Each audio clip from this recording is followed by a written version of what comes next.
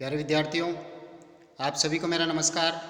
मैं डॉक्टर नेमीचंद कुमावत, सहायक आचार्य हिंदी विषय, राजकीय महाविद्यालय की आपके एस.एम.ए. उत्तरार्ध हिंदी साहित्य के छठे प्रश्न पत्र की आज की इस ऑनलाइन कक्षा में मैं आप सभी का हार्दिक स्वागत करता हूं। प्यारे विद्यार्थियों, हाल ही की पिछली ऑनलाइन कक्षा में हमने आपके इस छठे प्रश्न पत्र यानी आधुनिक काव्य में संकलित साकेत नामक महाकाव्य के नवम सर्ग को हमने आरंभ किया था। उसकी पूर्व पीठिका पर प्रकाश डालते हुए हमने यहाँ तक अध्ययन कर लिया था। आज हम उसी क्रम को जारी रखते हुए साकेत के नवम सर्ग को पढ़ने जा रहे हैं। यहाँ तक हमने पढ़ लिया था, आंखों में प्रिय मूर्ति थी, भूले थे सब भोग, यानी उर्मिला की वियोग वेदना का यह चित्रण है। लक्ष्मण श्री राम के साथ भातृत्व प्रेम का परिचय देते हुए उनके साथ वन को चले गए हैं और पीछे राजभवन में उर्मिला जो है एक सहज सादा जीवन जीते हुए सांसारिक विरक्ति का परिचय देते हुए आंखों में प्रियतम की मूर्ति को समाहित करते हुए सारे भोग विलासों को तिलांजलि देते हुए अपना संतप्त जीवन जी रही है, उसका परिचय यहाँ है। वह योग से भी अधिक उसका विषम वियोग, यानी एक योगी जिस तरह का जीवन जीता है उससे भी अधिक विरक्ति का जीवन जी करके एक श्रेष्ठ योगिनी स्त्री का परिचय यहाँ पर उर्मिला ने दिया है। यहाँ तक हम पढ़ चुके हैं। अगली पंक्तियाँ हैं, 8 पहर 64 घड़ी, यानी हर दम, हर समय, हर पल प्रियतम के ध्यान में केंद्रित होकर के उर्मिला अपना संतप्त एक वियोगिनी स्त्री के रूप में अपना जीवन जी रही है। स्वामी का ही ध्यान, अर्थात हर पल एक क्षण के लिए भी वो अपने स्वामी को विस्मृत नहीं करती है, बुलाती नहीं है। छूट गया पीछे स्वयं उससे आत्मज्ञान, यानी प्रीतम की सुधि में, प्रीतम की स्मृति में अत्यधिक तल्लीन डूब जाने के कारण, लीन हो जाने के कारण उसका स्वयं का जो अस्तित्व ज्ञान है, ब्रह्म ज्ञान है, उसकी शुद्धि को भी वह भूल जाती है, वह भी पीछे छूट जाता है। केवल प्रिय ही प्रिय, उसको प्रिय के ही ध्यान में वह डूबी हुई रहती है। अगला चरण है, उस रुंधती विरहिणी के रुदन रस के लेप से, उस यानी वियोगिनी उर्मिला, रुंधती यानी रोती हुई, यानी रोने वाली, यानी प्रियतम के वियोग में सदा आंसू बहाने वाली, सदैव रोती रहने वाली वह विरहिणी के रुदन रस से, रुदन यानी रोने का जो रस, यानी अश्रु टपकता है, अश्रु रस जो निकलता है, के लेप से यानी लेपन करने से, और पाकर ताप उसके प्रिय विक्षेप से, और ताप यानी गर्मी, यानी वियोग वेदना की ताप से प्रियतम के प्रति जो व्याकुलता उसकी बढ़ती जा रही है, उस आँच से, यानी कहने का तात्पर्य उसके जो अश्रु है, उस रोने वाली वियोगिनी के अश्रु, और वह अश्रु जो है वियोग वेदना की उष्मा से वह तपते हैं, और फिर वर्ण सदैव जिनके वो विभूषण कर्ण के, और उसकी जीवन कहानी जो वियोग वेदना की कहानी है, जो इतनी तप करके स्वर्ण में परिवर्तित हो गई है, पावन और पवित्र कहानी है, तो उसकी कहानी का प्रत्येक वर्ण, प्रत्येक अक्षर सदैव ही जो उसको सुनेगा वो उसके लिए कानों के लिए गौरव महसूस कराएगा, यानी सुखद अनुभूति होगी। विभूषण या आभूषण कर्ण कानों के आभूषण बन जाएंगे। क्यों ने बनाते कवि जनों के ताम्रपत्र स्वर्ण के, और कवि जन जो तांबे के पत्र होते हैं उसके ऊपर इस वियोगिनी स्त्री की व्यथा को उकेरते हैं, इसके ऊपर काव्य सृजन करते हैं, तो उनके जो ताम्रपत्र हैं जिसके ऊपर इसकी कहानी सृजित हुई है, वह रचना फिर साधारण न होकर के असाधारण हो जाएगी, मूल्यवान हो जाएगी, यानी वह ताम्रपत्र सोने में परिवर्तित हो जाएगा। ये उर्मिला के संदर्भ में यहाँ पर हैं। और वैसे देखा जाए तो एक रुंधती, दूसरा अर्थ है इसका, रुंधती का तात्पर्य एक जड़ी बूटी है, एक संजीवनी है, एक जड़ी बूटी है जिसके ऊपर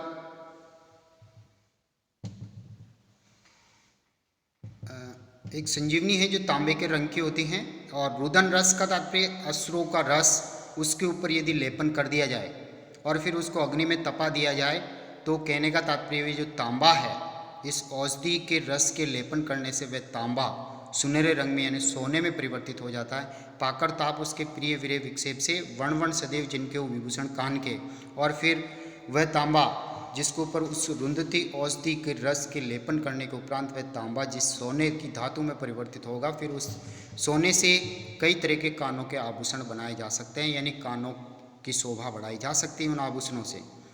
तो कहने का तात्पर्य यहाँ पर वह तांबा उस रुंधती यानी संजीवनी बूटी के रस के लेपन से वह तांबा सुनहरे रंग में सोने में परिवर्तित हो सकता है। तो उसी तरह से इस वियोगिनी स्त्री जो रोती रहती है सदैव, उसके अश्रु रस के लेपन करने मात्र से और उसकी वियोग वेदना की ताप से तपाने पर उसका जो अक्षर है, उसकी कथा का प्रत्येक वर्ण अक्षर शब्द जो है अच्छे श्रेष्ठ जनों के जो रसानुभूति करने में सक्षम हैं, सामाजिक हैं, उनके कानों में उनकी कहानी पढ़ते ही वह उसके लिए सुखद अनुभूति कराने वाला होगा। और जिन कवियों ने ऐसी वियोगिनी स्त्रियों को आधार बना करके जो काव्य सृजन किया है वह मूल्यवान हो जाएगा, उनकी रचना साधारण नहीं होकर के असाधारण में परिवर्तित हो जाएगी। यहाँ कवि कल्पना बहुत ही मनोरम है। अगले चरण की ओर आगे बढ़ते हैं। पहले आंखों में थे मानस में कूद मग्न प्रिय अब थे, छींटे वहीं उड़े थे बड़े बड़े अश्रु वे कब थे। जब यहाँ कवि की एक रम्य कल्पना है, जब सुलक्षणा और अन्य जो सखियाँ हैं उर्मिला की, वे आकर के उससे कहती है कि तू क्यों रो रही है, तेरी आँखों से ये अश्रुधारा क्यों प्रवाहित हो रही है, तू थोड़ा धैर्य बांध, ये 14 वर्ष का समय बीत जाएगा और तेरे प्रिय लक्ष्मण लौट आएंगे और तेरे जीवन में वैसा ही आमोद प्रमोद और सुखद अनुभूति के क्षण आएंगे, तो तू रोती क्यों है। इसका जवाब उर्मिला देती कि मैं रो कहाँ रही हूँ।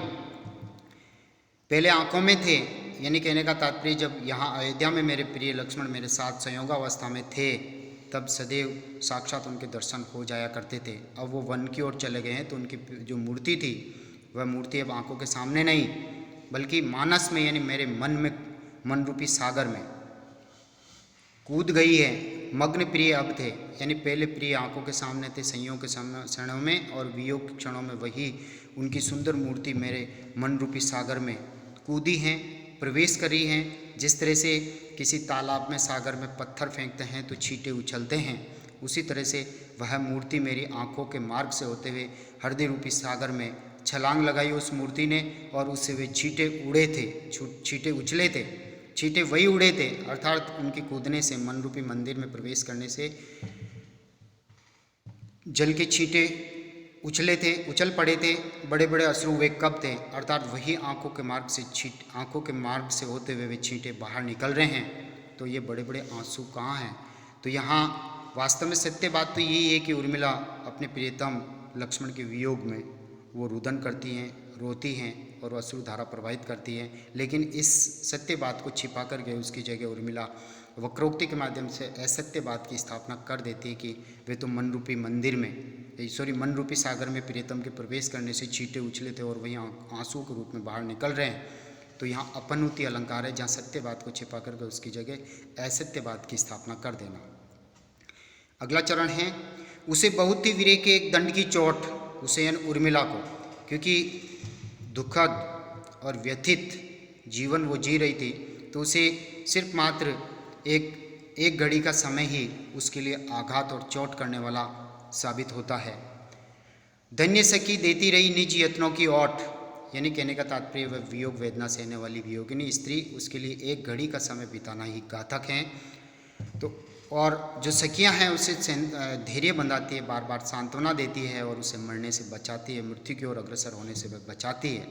तो वह धन्य है सखियां, बार बार धन्य कहना चाह रहे हैं कवि यहाँ पर, क्योंकि वे बार बार अपने प्रयत्न उपाय बता करके उसका सहारा ले करके उर्मिला को मरने से बचाती है। अगला चरण है मिलाप था दूर अभी धनी का, विलाप ही था बस का बनी का। बनी यानी बना बनी, अपनी देसी भाषा में देशज शब्द है। बनी यहाँ पर कुल वधु, पुत्र वधु। तो मिलाप था दूर अभी धनी का, धनी यानी पति परमेश्वर लक्ष्मण से मिलन का समय अभी काफ़ी दूर हैं, क्योंकि अभी तो वो वन को गए हैं, 14 वर्ष का समय अभी काफ़ी अंतराल के बाद व्यतीत होगा और उसके बाद उर्मिला का अपने प्रियतम से मिलन होगा। विलाप, और इस 14 वर्ष के समय में उसके लिए बस केवल विलाप करना ही, तड़पना ही, उनके वियोग में रोना ही उसके वश में लिखा हुआ है। अपूर्व आलाप वही हमारा, अपूर्व यानी अनुपम, आलाप यानी रोने धोना, रोने की आवाज़, बस उसके वश में केवल रोना ही लिखा है। प्रियतम से मिलन उसके भी नसीब में नहीं है और वह उसी तरह से रो रही है, यानी उसकी वियोग वेदना में इस तरह से वह रोती है कि जिस तरह से वह एक सरस काव्य बन जाता है। जिस तरह से सुमित्रानंदन पंत जी ने भी लिखा है कि वियोगी होगा पहला कवि, आहा से उपजा होगा गान, उमड़ कर चुपचाप वही होगी कविता अनजान। यानी कष्ट में, वियोग में, वेदना में, दुखद स्थिति में ही कविता का जन्म होता है। तो यहाँ वही है उर्मिला की करुण दशा, वियोग वेदना में वह रो रही है। वह इस तरह से रो रही है कि जिस तरह से वीणा से करुण जो स्वर निकलते हैं, दीर दार दारा, यानी विपंचीयन वीणा, दीर दार दारा के जो करुण स्वर निकलते हैं और सुनने वाले को वो मधुर ध्वनि के रूप में सुनाई पड़ते हैं। यानी कहने का तात्पर्य करुणा से ही माधुरी रस की सृष्टि होती है, या वियोग वेदना से ही काव्य का सृजन होता। काव्य का जनक ही वियोग हैं, दुख हैं, कष्ट हैं। तो वह इस तरह से रो रही है कि कवियों के लिए वह काव्य सृजन का केंद्र बन गई है। अगला चरण है, सींचे ही बस माली ने कलश ले कोई न ले करतरी। यानी यहाँ उर्मिला का ध्यान अपने प्रियतम से थोड़ा हटता है और वह बस बाग बगीचे की ओर उसका थोड़ा ध्यान जाता है। तो वो कहती है कि जिस तरह से मुझे कष्ट और पीड़ा हो रही है, उसी तरह से इन पेड़ पौधों को, बगीचों में जो पेड़ पौधे लगे हुए हैं उनको कोई कष्ट और पीड़ा न हो। तो सींचे ही बस माली ने, यानी कहने का तात्पर्य माली और माली ने आकर के बस इन पेड़ पौधों की सिंचाई करें, इन्हें स्वाभाविक रूप से पल्लवित और फल्लवित होने दें, पुष्पित होने दें। कलश ले कोई ने ले करतरी, अर्थात माली ने आकर के केवल कलश लेकर के, घड़े लेकर के बस इनको केवल सींचे पानी से, ताकि स्वाभाविक रूप से आगे बढ़ते रहें, फलते फूलते रहें। कोई ने ले करतरी, करतरी यानी कैंची लेकर के इन्हें कोई नुकसान न पहुँचाएँ, कोई हानि न पहुँचाएँ। साखी फूल फूले यथेच बढ़ के फैले लताएं हरी, यानी इनकी शाखाएं, पेड़ पौधों की शाखाएं स्वतः ही बढ़ें, इस पे फूल खिलें, अपना आप ही विकसित होएं, स्वयं की इच्छा अनुसार बढ़ें, इनके ऊपर कोई कैंची न चलाएं, इनको कोई नुकसान न पहुंचाएं। जिस तरह से मेरे प्रिय को वनवास, यानी मेरे प्रियतम अपने भातृत्व प्रेम का परिचय देते हुए अपने भाई के साथ वन में चले गए हैं, तो उन्होंने जिस तरह से मेरे जीवन को हानि पहुंचाई, उसी तरह से इन बाग बगीचे में जो पेड़ पौधे हैं उनके प्रति उर्मिला का प्रकृति के प्रति प्रेम और दया भाव उमड़ आया यहाँ पर। इसलिए वो कहती है कि इन पेड़ पौधों को सभी सींचें, कोई कैंची से इनको कोई नुकसान न पहुँचाएँ, इनको स्वाभाविक रूप से आगे बढ़ने दें, विकसित होने दें। अगली पंक्ति है, क्रीड़ा कानन शैल यंत्र जल से संसिक्त होता रहे, मेरे जीवन का चलो सखी वही सोता भिगोता रहे, भिगोता बहे। क्रीड़ा कानन यानी हमारा जो खेल कूदने का जो पहाड़ी उद्यान है, कानन यानी जंगल, शैल यानी पर्वत, यानी पहाड़ी उद्यान जो है वो यंत्र जल से यानी फव्वारों से सदा सींचा जाए, ताकि वह फल्लवित होता रहें, विकसित होता रहें, उसमें नवीन चेतना आती रहे, संसिक्त होता रहे, यानी सदा फव्वारों से वो भीगता रहें। हमारा क्रीड़ा कानन अर्थात हमारा जो जीवन है, वे जीवन भी जिस तरह से पेड़ पौधों को फव्वारों से सींचते हैं, नया जीवन देते हैं, उसी तरह से भावना रूपी जल यंत्र से यानी अश्रु जल से मेरा ये जीवन भी सिक्त होता रहे, भीगता रहे, ताकि इसे नई चेतना मिलती रहे और प्रीतम की स्मृति ताज़ा होती रहे। मेरे जीवन का चलो सखी वही सोता भिगोता रहे। सोता यानी जीवन की गति को, यानी हृदय की करुण धारा, अश्रु धारा से ये मेरा जीवन सिक्त होता रहे, यानी करुण भावना इसमें समाहित रहे, करुणा से मेरा जीवन रहित न हो, क्योंकि करुणा से रहित होते ही मैं प्रीतम की स्मृति को भूल जाऊंगी। इसलिए वो करुणा से कहती है कि करुणा तो हृदय की भावना से मुझे सिक्त करती रहे, प्रीतम की यादों को ताज़ा बनाए रख। जिस तरह से फव्वारों से बाग बगीचे की यथा स्थिति को बनाए रखा जा सकता है, उसको विकसित किया जा सकता है, उसमें नया सौंदर्य और चेतना लाई जा सकती है। उसी तरह से वो हृदय में अंतस्थ में रहने वाली करुण भावनाओं को संबोधित करके कहती है कि हे सखी, बस यही मेरी जीवन की इस गति को सींचता रहे, अश्रु जल से ये करुण भावना सींचती रहे, ताकि प्रियतम की यादें ताज़ा बनी रहें। फिर अपना ध्यान और केंद्रित करते हुए बाग बगीचे से उसका ध्यान अपने स्वयं की जो कला है, जो चित्रकलाएं उन्होंने जो सीखी हैं, उन चित्रकलाओं की ओर उसका ध्यान जाता है। क्या क्या होगा साथ, मैं क्या बताऊं, यानी वो सखी से कहती हैं, अपने चित्र मनोविज्ञान का परिचय देते हुए कहती है कि हे सखी, मेरी चित्र बनाने की चाह हो रही है, यानी मेरी इच्छा हो रही है कि मैं कुछ चित्र बनाऊं, और नए चित्र का अभ्यास नहीं करूंगी तो उन ललित कलाओं को मैं प्रियतम के वियोग में मैं भूल जाऊंगी, इसलिए मैं अभ्यास करना चाहती हूँ। इसलिए तू एक चित्रशाला खुलवा दे यहाँ, और उसमें मेरा निरंतर अभ्यास होता रहे। फिर वो सखी से कहती है कि क्या क्या होगा साथ, अर्थात जब हम चित्र बनाने जा रही हैं तो हमारे साथ में क्या क्या होगा, मैं क्या बताऊँ। अर्थात मुझे तो प्रीतम के ध्यान में अत्यधिक लीन होने के कारण मैं सब कुछ भूलती जा रही हूँ कि कौन कौन सी चीज़ें चित्र बनाने के लिए महत्वपूर्ण होगी। है ही क्या हा आज जो मैं जताऊँ, अर्थात मेरे पास रह ही क्या गया अब, क्योंकि प्रिय से मैं दूर हूँ, और प्रीतम यदि दूर चले गए हैं तो मेरा सर्वस्व उनके साथ हो गया है। इसलिए मैं सर्वस्व यानी सारी चीज़ों से मैं रहित हो गई हूँ। इसलिए मेरे पास कुछ है भी नहीं, चित्र बनाने के साधन उपकरण भी मेरे पास नहीं है, क्योंकि प्रिय साथ हैं तो संयोग के क्षणों में सारी चीज़ें एक स्त्री के पास में होती है, और प्रीतम दूर जाने से वहीं उन्हीं चीज़ों से वह दूर हो जाती है। तो भी यानी इतना होते हुए भी वियोग वेदना में मेरे पास कुछ भी नहीं है, तो भी तुली यानी तुलिका हमें सहज मिल जाएगी, पुस्तिका एकाध ग्रंथ हमें मिल जाएगा, और वीणा यानी ये चीज़ें तो अपने पास हैं, तुलिका, पुस्तिका और वीणा ये तो हैं ही। और चौथी मैं खुद हूँ चित्रकार, चित्र बनाने वाली। पांचवी तू प्रवीणा यानी तू चतुर सखी मेरे साथ है, तू मुझे संकेत करती जाना कौन सा चित्र बनाना है, और मैं इन ललित कलाओं को भूल न जाऊँ। इसलिए मैं चित्र बनाने की मेरी चाह हो रही है, मेरी ललक बढ़ती जा रही है, इसलिए मैं कुछ चित्र बना करके अपना अभ्यास करना चाहती हूँ। अगले चरण की ओर हम आगे बढ़ते हैं। हुआ एक दुस्वप्न सा सखी कैसा उत्पात, और एक चित्र बनाना चाहती है कि एक जगने पर भी वह बना वैसा ही दिन रात, खान पान तो ठीक हैं पर तदंतर हाय, आवश्यक विश्राम जो उसका कौन उपाय। यानी उर्मिला यहाँ कह रही है कि मैंने भयानक सपने देखे हैं, और सपने तो क्या होता है कि डरावने सपने भी हम देखते हैं, लेकिन थोड़े समय बाद हम उनको भूल जाते हैं। लेकिन कुछ सपने ऐसे होते हैं जो अमिट छाप छोड़ जाते हैं, जिनको भूला पाना असंभव है। इसलिए एक डरावना, एक भयानक सपना, दुस्वप्न उर्मिला ने देखा, और वो सखी से उसको साझा कर रही है। कैसा उत्पात, और जगने के उपरांत मेरे हृदय में हलचल मच गई, मैं विचलित हो गई। जगने पर भी वह बना वैसा ही दिन रात, यानी जगने के उपरांत थोड़े समय बाद डरावने सपने को हम भूल जाते हैं, लेकिन ऐसा दुस्वप्न मैंने देखा जो रात और दिन मुझे कष्ट देता, पीड़ा देता है। खान पान तो ठीक है पर तदंतर हाय, अर्थात हे सखी तू कहती है कि खान पान अच्छा करो, समय पे खाओ पियो तो तुम स्वस्थ बनी रहोगी, लेकिन मैं खा लूँगी पी लूँगी, लेकिन उसके उपरांत जो विश्राम करना होता है वह विश्राम करने का समय भी मेरे पास नहीं है, क्योंकि वीर्य व्यथा मेरे लिए ऐसा ही होती जा रही है। प्रिय के ध्यान में मैं लीन हूँ, तो मेरे लिए विश्राम का कोई उपाय तो तू बता। आवश्यक विश्राम जो उसका कौन उपाय, अर्थात विश्राम करने का तू तरीका मुझे बता, मैं धैर्य बांधा लूँगी, लेकिन इस वीर्य व्यथा से मुक्ति मुझे कैसे मिलेगी। फिर वह जो सखी सुलक्षणा सखी उर्मिला से कहती है कि तू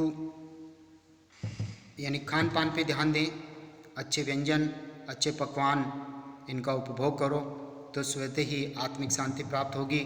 लेकिन वह सखी आकर के थाल में कई तरह के पकवान सजा कर के लाती है, उर्मिला का ध्यान केंद्रित करते हुए खाने की ओर वो आकृष्ट करती है। लेकिन उर्मिला उस थाल को देखते ही कहती है कि अरे व्यर्थ व्यंजनों की बढ़ाई, अर्थात ये सखी अरि संबोधन आत्मीय भाव से संबोधन दिया, अपने आत्मीय पूर्ण भाव से अपनी सखी को, कि इन व्यंजनों की क्यों तू बढ़ाई कर रही है, क्यों प्रशंसा कर रही है खाने की, हटा थाल तू क्यों इसे आप लाई, अर्थात तू बे इच्छा ही स्वतः ही अपनी इच्छा से इस थाल को सजा करके क्यों लेकर आई। क्योंकि अच्छा खाद्य, अच्छा भोजन तो वो है जो भूख लगने पर खाया जाता है, जब मुझे भूख ही नहीं है तो ये अच्छा खाद्य तेरे द्वारा प्रशंसा जिसकी की जा रही है मेरे लिए कैसे उपयोगी होगा? मुझे भूख ही नहीं है। बता कि वही पाक है जो बिना भूख भावे, अर्थात भोजन तो वही अच्छा है, खाद्य पदार्थ जो बिना भूख ही अच्छा लगे, स्वादिष्ट लगे। बता किंतु तू ही उसे कौन खावे, अर्थात बेमन से, जब मेरी रुचि नहीं है खाने की तो मैं इसे खा करके कैसे इस भोजन की मैं प्रशंसा करूँगी? अर्थात मैं इसे नहीं खा सकती क्योंकि मैं प्रियतम के वियोग में वेदना में हूँ और उनके बिना कोई भी भोजन मुझे अच्छा नहीं लग सकता। प्रिय साथ में होंगे, संयोग में होंगे तो इन हर तरह के इन व्यंजनों का मैं उपभोग करूँगी, तभी मुझे ये अच्छे लगेंगे। तो प्यारे विद्यार्थियों, आज की इस ऑनलाइन कक्षा को हम यहीं समाप्त करते हैं। अगली ऑनलाइन कक्षा हम इसी पद से शुरुआत करेंगे, बनाती रसोई सभी को खिलाती। इस चरण से हम अगली ऑनलाइन कक्षा को आरंभ करेंगे। तब तक के लिए आप सभी को बहुत बहुत धन्यवाद। जय हिंद, जय भारत।